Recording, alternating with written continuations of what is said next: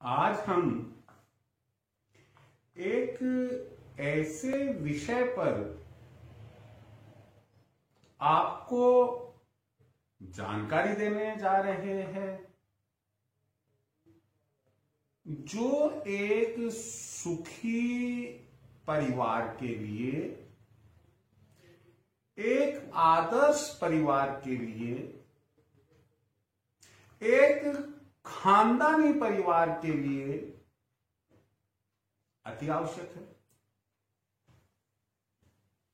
अब हुआ ये कि आखिर ऐसा कौन सा बिंदु जिस पर हम विचार करने जा रहे हैं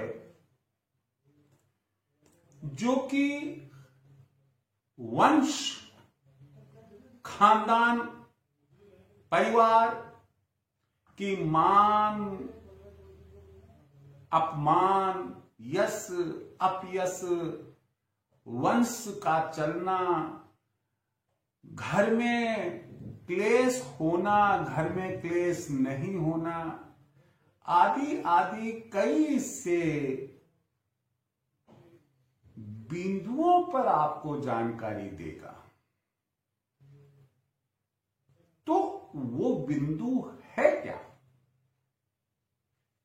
आज हर मां बाप के सामने अपने जवान बेटे और बेटी के विवाह की चिंता रहती है, चिंता सताती है।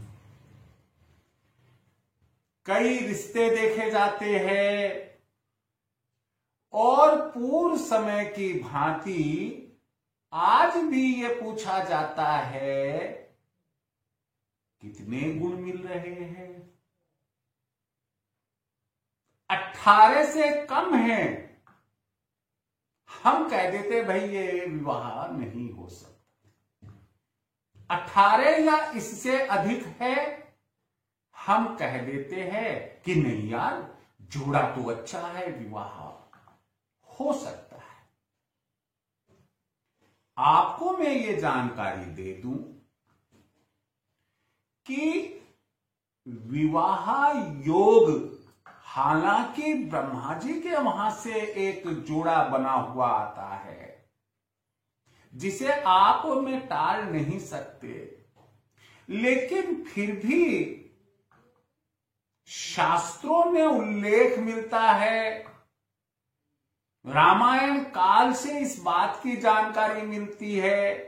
उस समय के भी महाराजा अपनी राजकुमारी राजकुमारों के लिए ऋषि मुनियों को कहते थे कि भाई देखिए इनकी कुंडली कैसी मेच खा रही है। और हमारे जो पूर्वज रहे वे कुंडली नहीं बनवा पाते थे। बच्चा बच्ची पैदा हुआ, महाराज नाम क्या रखें? जा, चौथ के दिन पैदा हुआ है, गणेशा रख देना, रामलाल रख देना, श्यामलाल रख देना। क्यों रख देना?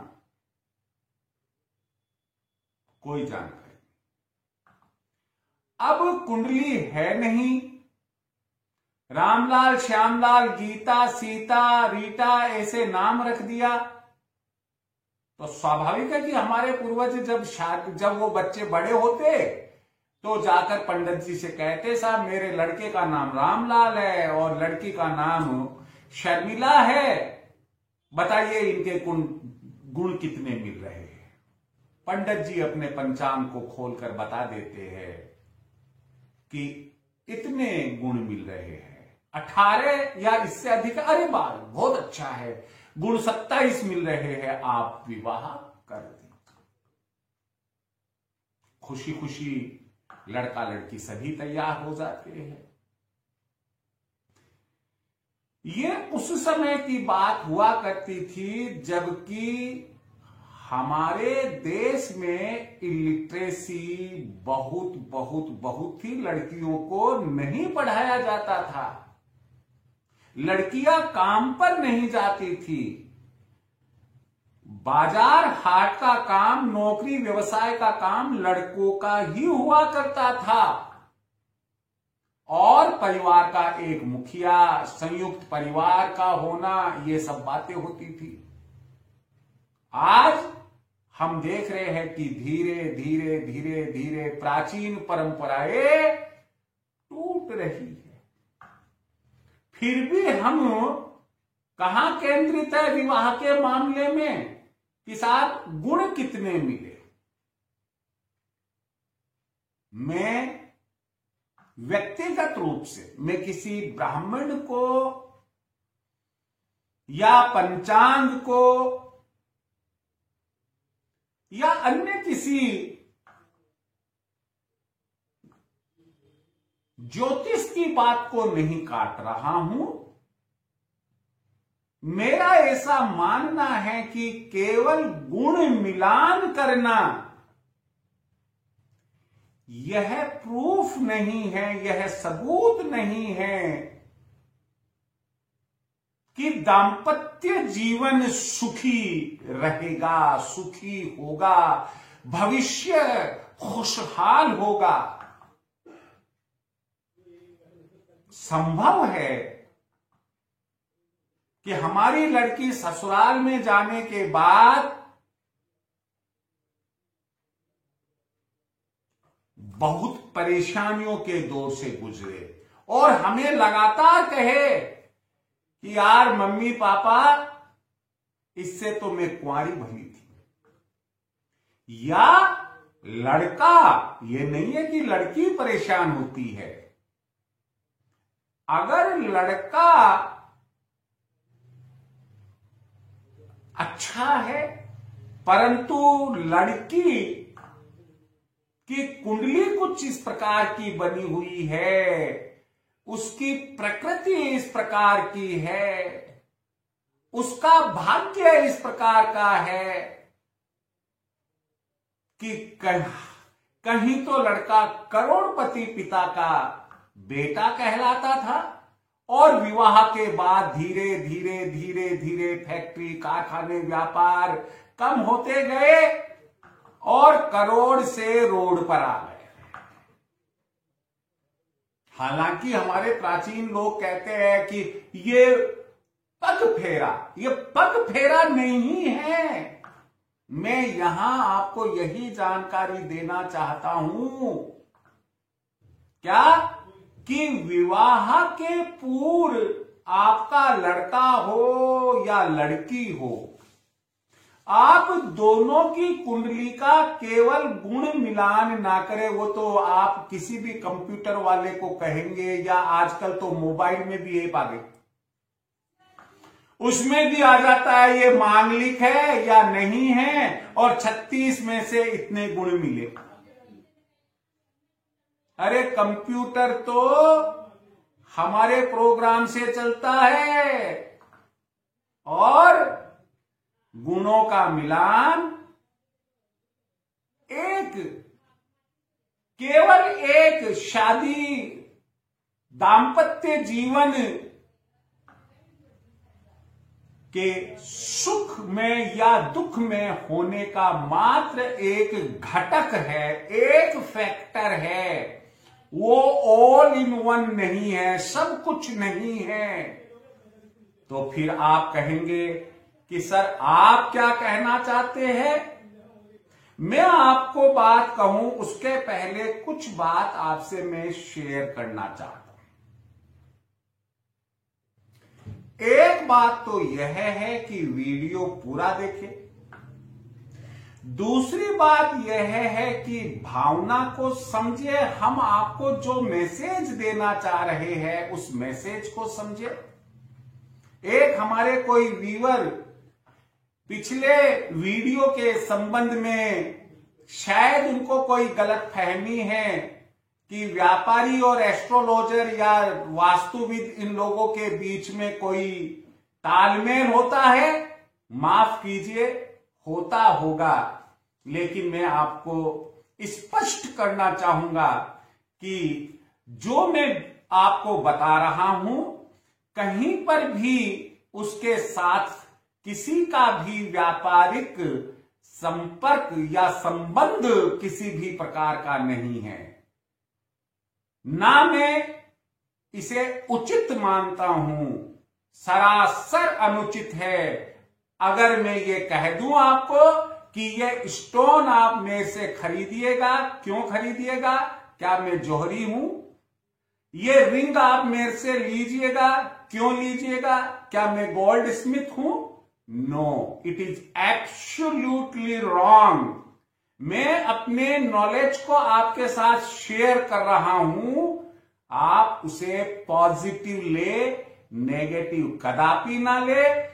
कहीं आपके दिमाग में कोई ऐसी बात है, मेरा नंबर 9461834722, इस पर कांटेक्ट कर सकते हैं और अपनी क्वेरी आप कर सकते हैं। मुझे खुशी होगी।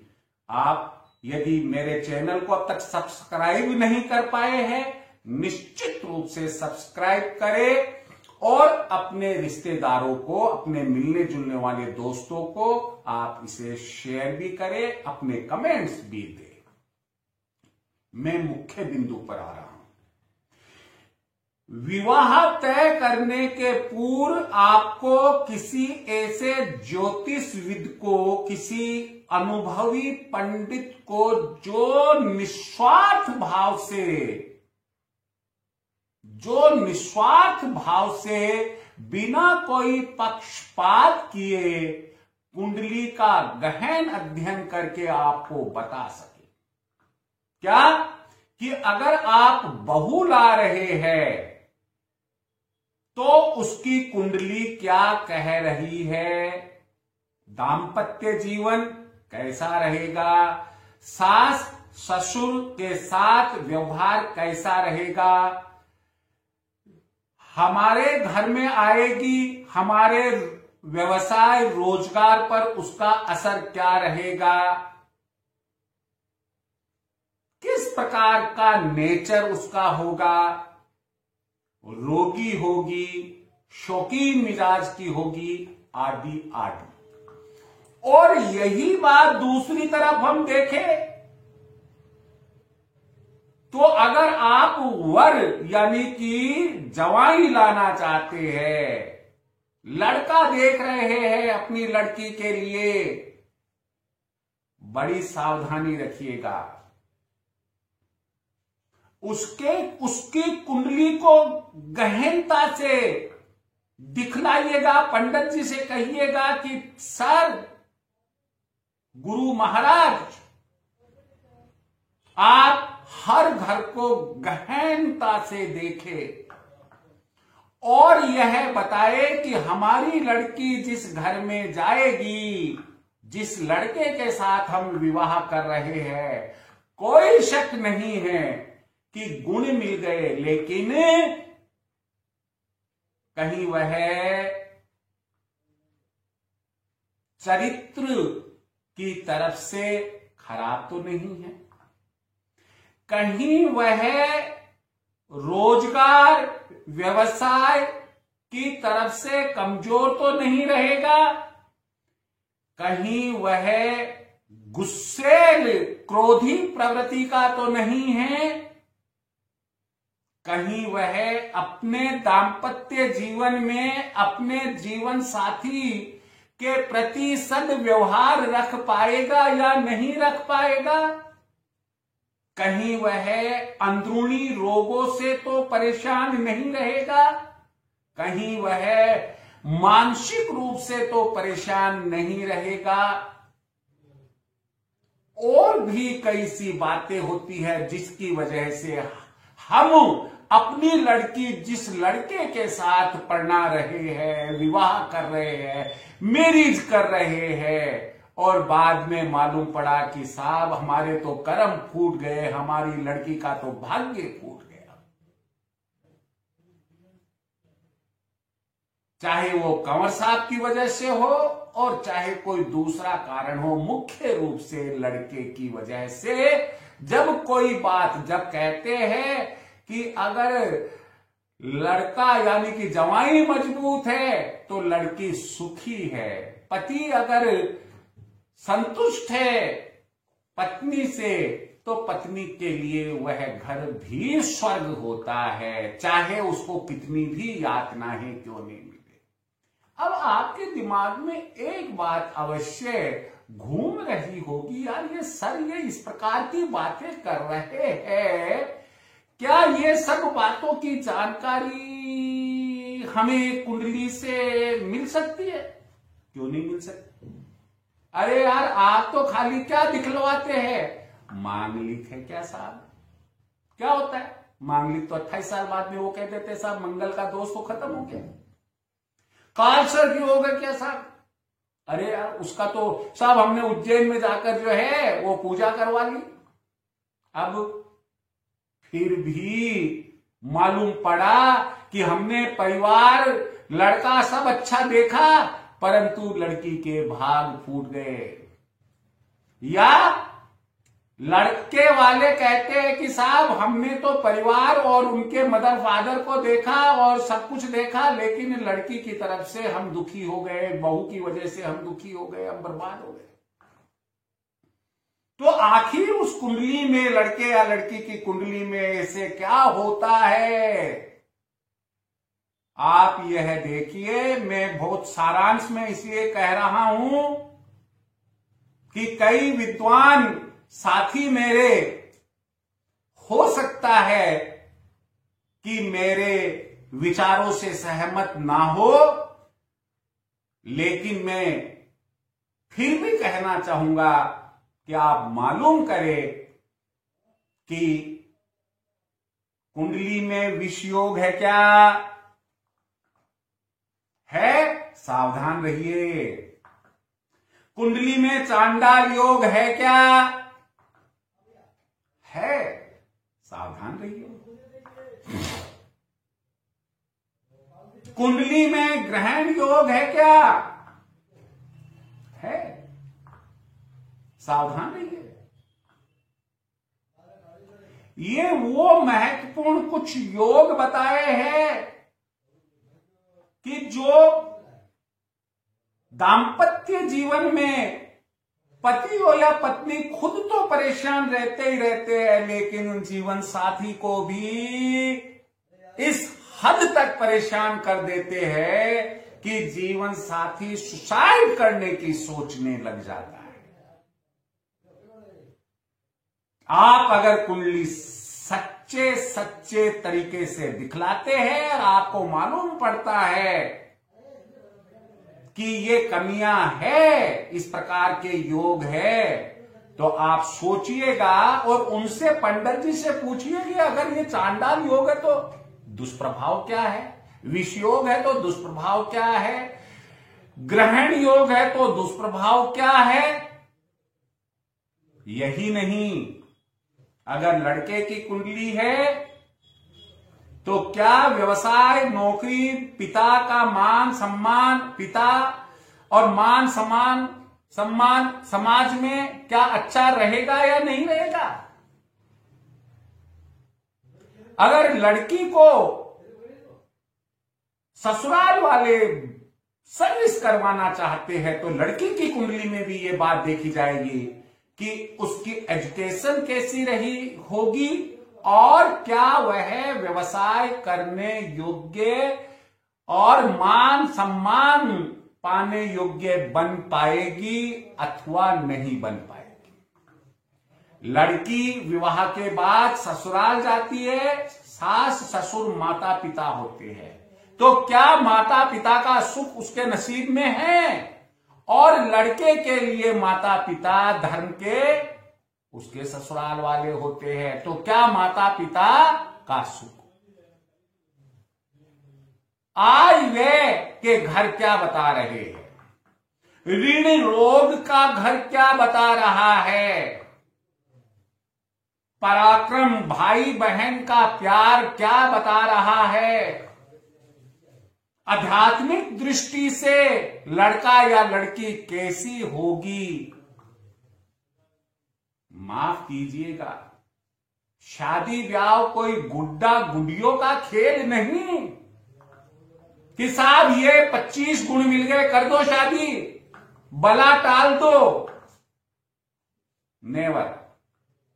आपको मैं यही कहूंगा कि वर्तमान समय में जो प्रेजेंट एज चल रही है, प्रेजेंट टाइम चल रहा है, इस समय आप अगर ऑब्जर्वेशन करेंगे, आप शोध करेंगे, तो आप पाएंगे कि 90% जो युवा वर्ग है, मैरिड युवा वर्ग है, किसी न किसी रूप में भयंकर तरीके से परेशान है। आखिर क्यों? उसके पीछे लॉजिक यही है कि कुंडली का सही अध्ययन करके विवाह नहीं हुआ है। इसलिए मैं आपको यही सलाह दूंगा कि विवाह पूर्व गुण तो जरूर मिलवाइएगा। आप उसमें नाड़ी दोष भी देखिए, भकुट दोष भी देखिए, आपको जो देखना देखिएगा।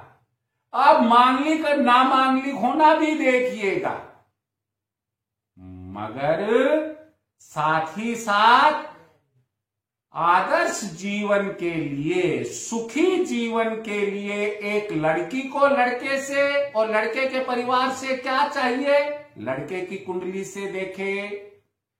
लड़के वालों को लड़की यानी कि बहू से क्या चाहिए, लड़की की कुंडली से मालूम करे, और उसके बाद ही विवाह संपन्न करवाएं। इसमें आपको भी पुण्य की प्राप्ति होती है। नहीं पूरे जीवन लड़की के या लड़के के माता पिता अंदर ही अंदर घुटते रहते हैं। अब हम कुछ भी नहीं कर सकते। कहावत है बिन गया सो मोती। कहने का मतलब है कि जो हो गया अब उसे कोई नहीं टाल सकता। तो अब जो हम अपने जवान लड़के लड़कियों के लिए संबंध देखेंगे, उसके लिए यदि आप मेरे विचारों से सहमत है तो आप कुंडली, दोनों की कुंडलियों का गहन अध्ययन करवाएं और उसके पश्चात ही विवाह करने या नहीं करने का निर्णय ले। आपका जीवन सुख में रहे, इसी कामना के साथ जय श्री कृष्ण।